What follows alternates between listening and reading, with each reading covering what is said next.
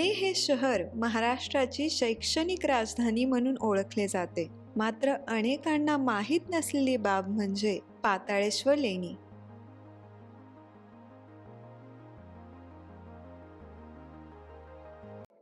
मंदिराचे प्रवेशद्वार जंगली महाराज मंदिराच्या शेजारी असून आत प्रवेश केल्यावर मोकळी जागा दिसते. आजूबाजूला असलेली उंच झाडे पुरेशी सावली देतात, त्यामुळे निवांत वेळ घालवण्यासाठी हे ठिकाण अत्यंत रमणीय आहे.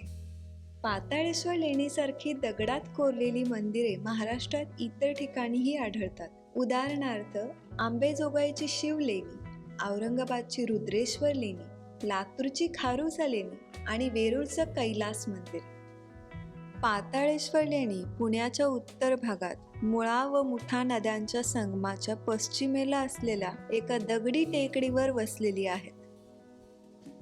प्राचीन संस्कृत वास्तुशास्त्र ग्रंथानुसार नद्यांच्या संगमाजवळ मंदिर बांधणे अत्यंत पवित्र मानले जात असे. 19व्या शतकातील सर्वेक्षण अहवालांमध्ये या स्थळाचा उल्लेख पंचलेश्वर लेणी, भांबोडे लेणी, पांडू लेणी किंवा पंचलेश्वर मंदिर असा आढळतो.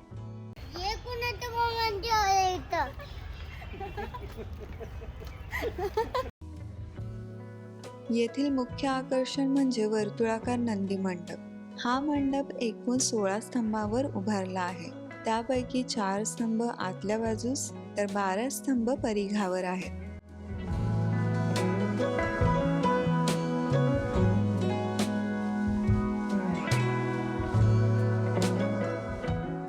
या मंडपात विराजमान आहे नंदीची सुबक मूर्ती. नंदी मंडपाभोवती 2 फूट खोल वर्तुळाकार जलकुंड आहे. हे कदाचित नंदीला अभिषेक करताना वापरल्या जाणाऱ्या पाण्याचे संकलन करण्यासाठी असावे.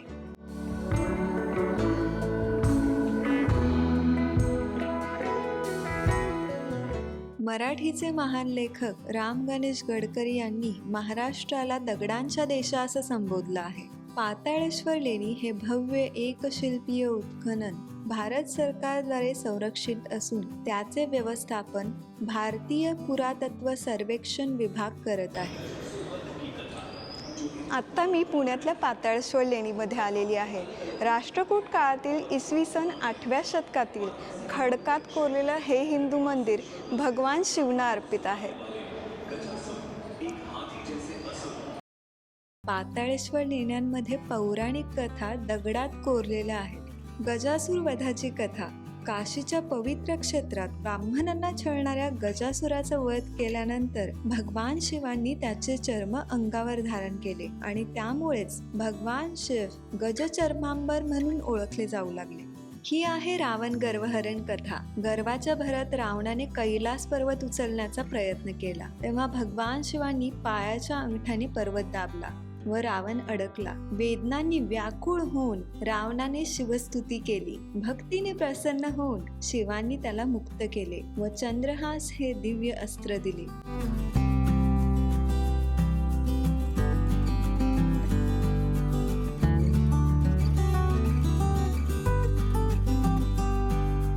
स्तंभयुक्त सभामंडप प्रशस्त असून मजबूत खांबांच्या रांगेतून अंतर्गत गर्भगृहांकडे मार्ग जातो. या 3 गर्भगृहांच्या भोवती प्रदक्षिणा मार्गही आहे. अलीकडील काळात बसवलेल्या राम, लक्ष्मण आणि सीता यांच्या संगमरवरी मूर्तीही येथे पाहायला मिळतात.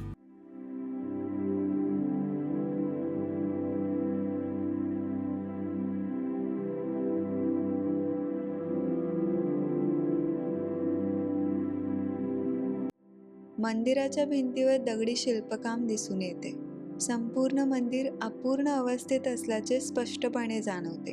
कठीण बेसॉल्ट खडकामुळे कोरीव काम अर्धवट राहिले असावे की नैसर्गिक भेगांमुळे रचना असुरक्षित ठरली असावी, याचे नेमके कारण आजही गूढच आहे.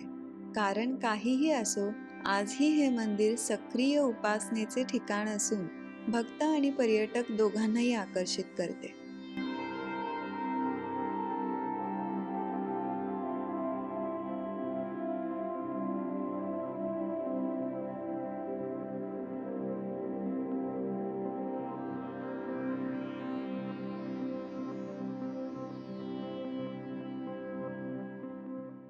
विष्णू ब्रह्मा आणि अग्निस्तंभ कथा.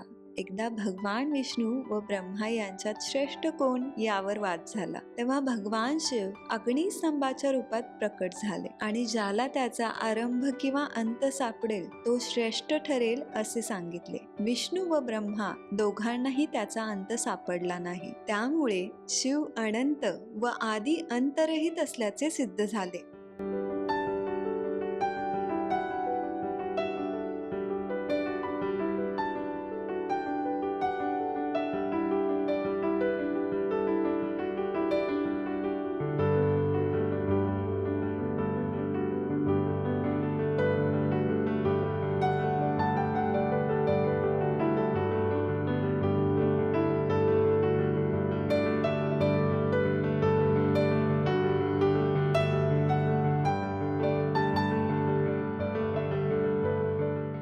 मध्यवर्ती गर्भगृहासमोर एक नंदी आहे. नंदी महादेवांचे वाहन आणि मुख्य द्वारपाल आहेत. ते शिवांची जपतपस्या भंग होऊ नये म्हणून पहारा देतात. नंदीच्या कानात आपल्या मनातील इच्छा सांगितल्यास त्या शिवापर्यंत लवकर पोहोचतात आणि पूर्ण होतात असे मानले जाते.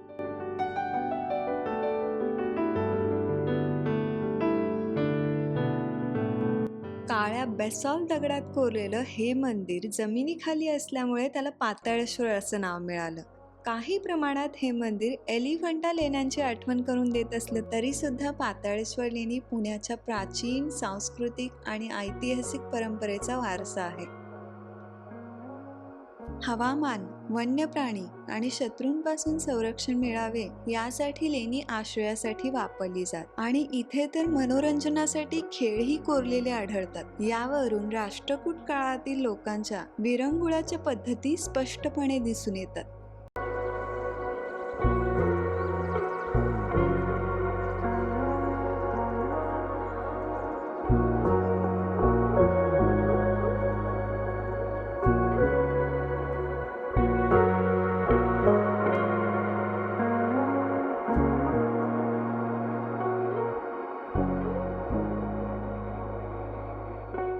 इथे शांतपणे बसून मनःशांती अनुभवता येते.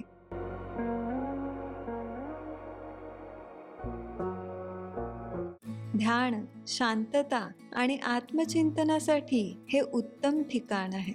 इथे थोडा वेळ जरी घालवला ना, तुम्ही अंतर्मनाशी सहज जोडले जाता. आपोआप मन स्थिर होते आणि ध्यान साधते. स्वतःकडे जाण्याचा मार्ग. मनाच्या आकाशी निवांत मोकळेपण. क्षणभर थांबतो काळ, थांबते धावपळ. अंतर्मनात जागतो प्रकाशाचा सोहळा. मी पण विरते, उरते फक्त शांती. ध्यानात सापडते जीवनाची खरी क्रांती.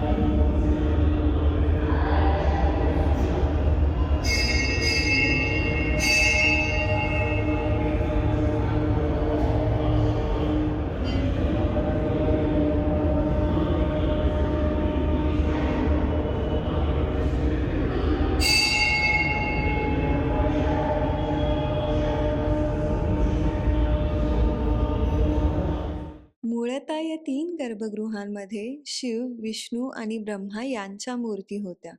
कालांतराने त्या मूर्ती नष्ट झाल्या असून सध्या तेथे शिवलिंग, पार्वती आणि गणेश यांच्या मूर्ती स्थापित आहेत.